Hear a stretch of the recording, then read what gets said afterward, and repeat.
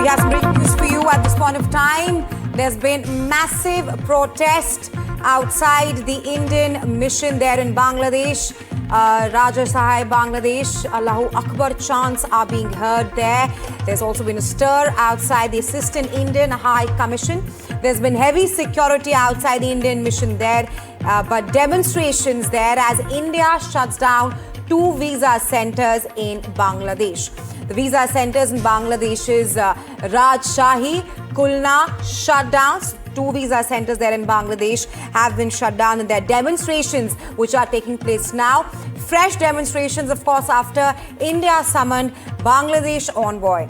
The MEA issued demarche over security threat to Indian mission right now. From on this, my colleague Saurabh is now joining me live. Saurabh, what more can you tell us about these demonstrations taking place outside the Indian High Mission there in Bangladesh?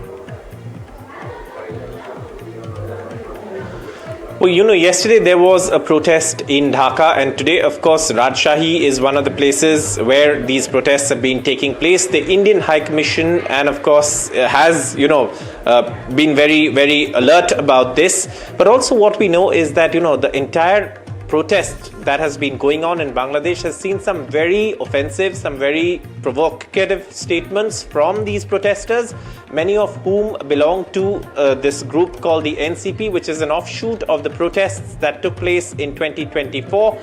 Now, there is more to this in the background. Many believe that these protests could also be in a way to provoke India, given the fact that there are elections in Bangladesh, and also a lot is happening behind the scenes. There are many forces that don't want those elections to take place. India, however, has been pushing for peaceful elections. India has said that very much in a statement, but these protests targeting India have intensified in the past few days, and this has happened outside several visa application centers or etc., or even the High Commission. In fact, today also 2 more have been closed. Yesterday the one in Dhaka was closed, and this is part of what's been going on in Bangladesh. And many Bangladesh observers say that this is part of a strategy to create unrest but blame India without any evidence, without any foundation, without any basis, to try and blame that unrest on India. Saurabh, thanks for getting us the latest on that.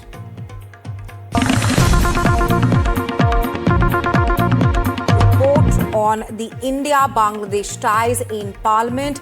The Parliament panel was headed by Shashi Tharoor, and they have now submitted a report. The report says that Pakistan and China's influence in Bangladesh is concerning.